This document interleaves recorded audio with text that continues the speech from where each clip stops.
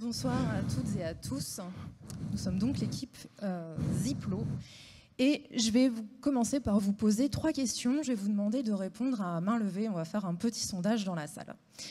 Qui parmi vous, au début de son projet, avait des réticences à en parler parce qu'il avait peur de se faire voler son idée? Quelques personnes? Si, il y en a quelques-uns. Deuxième question.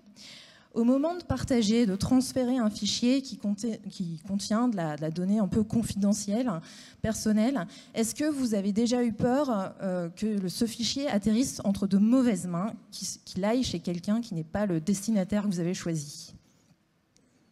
Ouais, un peu plus de monde là, c'est courant. Dernière question, est-ce que dans votre entourage, vous avez entendu des histoires de plagiat et donc est-ce que vous avez peur d'être victime de plagiat à votre tour? Ouais, quand même quelques-uns.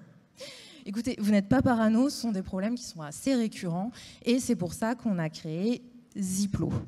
Le but de Ziplo, en fait, c'est de faciliter au maximum la création de la preuve numérique dans le but de protéger ses créations et sa propriété intellectuelle. Pourquoi c'est important de protéger sa propriété intellectuelle? Parce que 60 à 90% de la valorisation de votre entreprise, ce sont ses actifs immatériels. Actifs immatériels, c'est votre marque, ce sont des brevets quand vous les déposez, mais tout le monde n'en dépose pas, et c'est donc sa propriété intellectuelle. Pour les 500 plus grosses boîtes américaines qui sont cotées, c'est 84% de leur valorisation.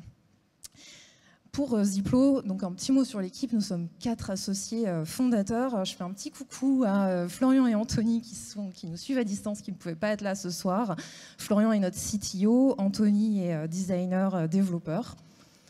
Moi, je suis Clément, je suis responsable du produit et aussi en partie des ventes avec Aurélie. Et donc Aurélie, je suis la CEO, c'est comme ça qu'on dit, et donc je fais la communication, les ventes et à peu près tout le reste. Donc pour vous présenter Ziplo, on ne va pas juste vous faire une démo, on va vous raconter une histoire, et c'est l'histoire d'une boîte qui crée un nouveau robot. Alors, imaginez, je suis le fondateur d'une jeune boîte qui va lancer un robot autonome qui est destiné à aller dans toutes les maisons du monde et qui intègre ChatGPT 6 pour pouvoir répondre à toutes les questions qu'on va lui poser. On a travaillé pendant des mois sur des prototypes, différents designs au fur et à mesure qu'on a déposés chez Ziplo. Vous allez voir ça tout à l'heure. Toutes nos esquisses, tous nos travaux préparatoires, on les a déposés et puis on va déposer ensemble le design final. Voilà, on a la vue, les plans, la vue technique et puis le design final de la bête.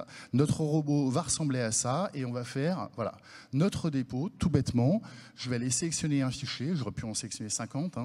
Je vais demander à protéger mon fichier, je vais choisir la durée pendant laquelle Ziplo va conserver mon fichier. Donc, et ce fichier est immuable, impossible de le modifier une fois qu'il a été déposé. On procède au paiement, tout bêtement. J'avais créé un compte Ziplo, j'avais mis des crédits dessus pour aller plus vite et pas sortir ma carte bancaire à chaque fois. Et là, en fait, qu'est-ce qui se passe? Il y a tout un tas d'étapes qui sont faites par Ziplo, notamment un eurodatage qualifié, c'est-à-dire un eurodatage reconnu légalement qu'on va pouvoir utiliser devant un tribunal en cas de besoin.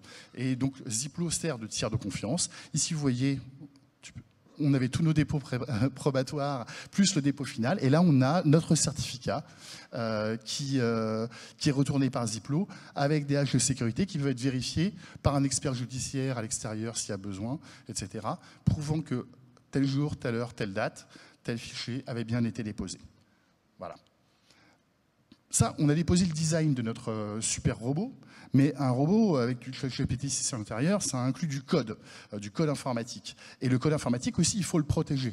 En plus, ça ne peut pas se déposer en tant que brevet du code informatique.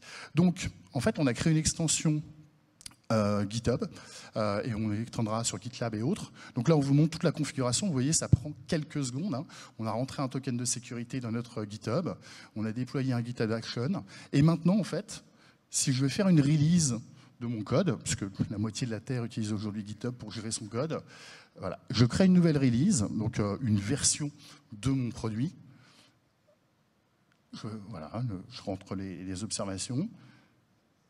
C'est le travail que fait normalement n'importe quel développeur. Et en fait, il y a un nouveau bouton qui est apparu à la fin de sa release. On est intégré dans GitHub. Je peux dire que je veux déposer mon code au niveau de Ziplo. Et vous voyez, ça a pris 7 secondes. La totalité de mon code a été envoyée, transférée et horodatée de manière légale. au niveau de Ziplo. Donc non seulement ça fait une copie de sécurité en cas de besoin, mais surtout, vous avez la preuve. Donc si quelqu'un pirate votre code, si un employé s'en va avec une partie du code, vous pouvez prouver que ce code-là était à vous à tel moment, telle heure, telle date. Voilà, ça c'est le bout de code que vous avez juste à rentrer dans votre Git qu'on est en train de vous montrer. Donc c'est vraiment, la configuration prend l'équivalent de 3 minutes pour un de vos développeurs. Et il peut y avoir plusieurs développeurs sur le même compte, vous pouvez avoir plusieurs logiciels en cours de route. Et voilà, notre robot, par contre, on a un petit problème.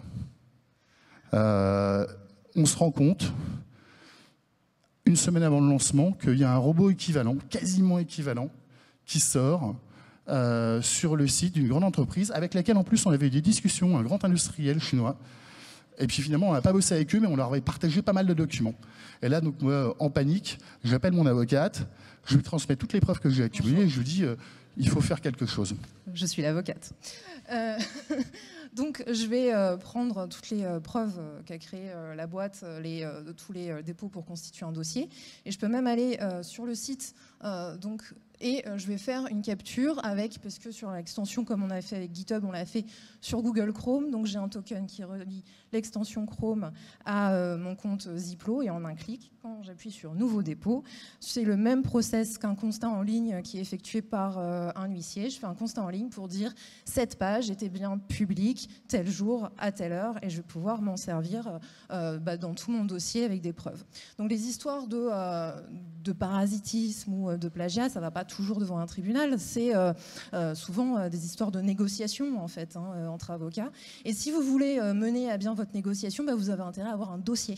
Et donc tout l'intérêt de Ziplo sur la simplification et le fait que vous puissiez faire les dépôts vous-même, c'est pour pouvoir anticiper ce genre de choses en fait, et pour pouvoir avoir un dossier le moment venu si jamais ça se passe mal. Donc, pour résumer, avec Ziplo, vous pouvez faire de la preuve de dépôt, du constat numérique, on simplifie le dépôt de code, et en plus à tout ça, on a ajouté la fonction de transfert avec un outil souverain, comme ça vous pouvez partager sans avoir peur que vos fichiers transitent par des serveurs AWS ou autres, on est 100% français. Et vous allez me dire, où est le Web3 dans tout ça ? Eh bien, on l'a volontairement caché. Parce que le but de Ziplo, je le disais, c'est de simplifier au maximum pour l'utilisateur. Et donc, pour l'utilisateur, il ne doit pas voir la technique, en fait. Ça doit être très simple. Qu'est-ce qui se passe, en fait, avec Ziplo ? On le disait tout à l'heure, quand vous avez votre certificat de dépôt, quand il y a un dépôt, on fait une empreinte du fichier pour dire c'est bien ce fichier-là et pas un autre. Il y a un horodatage qualifié. Et maintenant, on inscrit toutes les informations qui sont sur le certificat sur la blockchain iExec. C'est donc gardé de façon décentralisée. Ça nous fait en plus un deuxième horodatage. Dans la prochaine version, au moment où on va faire l'inscription sur la blockchain, on va générer un NFT confidentiel et donc l'utilisateur pourra récupérer sur son propre wallet ce NFT ou alors on le conserve pour lui au choix de l'utilisateur. On parlait également de stockage de fichiers. On stocke le fichier en fait parce qu'en cas de litige, le certificat ne va pas suffire. Il faut que vous ayez le fichier qui corresponde bien au certificat. Et donc entre deux, il n'est pas question qu'il soit modifié ou perdu. Sinon, ça ne correspond pas au certificat de dépôt. Et donc aujourd'hui, le fichier est stocké sur notre cloud sécurisé, mais on veut aller encore plus loin en fait. Et donc avec la prochaine version, en fait, on va chiffrer avec des clés gérées par iExec, par leur enclave. Nous n'avons pas les clés et donc même si c'est stocké chez nous, nous n'avons pas accès au fichier. Comme ça, on est sur une confidentialité maximale. Donc pour nous, le Web3, en fait, ça nous permet de renforcer notre solution tant sur la pérennité, la sécurité et la confidentialité. Et c'est vraiment ce qu'on veut pour nos utilisateurs. Et pour finir, on fait un petit avant-après incubation. Ouais. Quand on est arrivé en octobre dernier, on était sur la V2 de Ziplo avec du transfert et du dépôt classique. On était au début de la commercialisation. En cours de route, on a fait l'enregistrement sur la blockchain, on a développé le Ziplo Webproof avec Chrome qui est déjà disponible. Et puis là, vous avez eu un petit aperçu de la V3 qui sort ce mois-ci avec le dépôt de code, multi-utilisateur, etc. On a fait une petite levée de fonds en début d'année pour pouvoir accélérer notre commercialisation. On a signé un partenariat avec un gros cabinet d'avocats qui est Cornet Vincent Ségurel, présent dans les grandes villes françaises. Et puis on est utilisé tous les jours, de plus en plus, et on a multiplié par 20 les dépôts qui sont faits sur Ziplo tous les mois. Donc voilà, pour résumer, Ziplo, c'est un moteur de preuve pour protéger votre travail. Et pour vous en faire profiter, on a fait un petit code promo. Si vous créez un compte sur ziplo.fr, si vous voulez bénéficier de l'abonnement Ziplo+, vous rentrez Web3 et vous l'aurez à 10 € par an au lieu de 60. Je serai ravie de répondre à vos questions et d'échanger avec vous après les présentations. Merci. Merci beaucoup. Bravo. Bravo.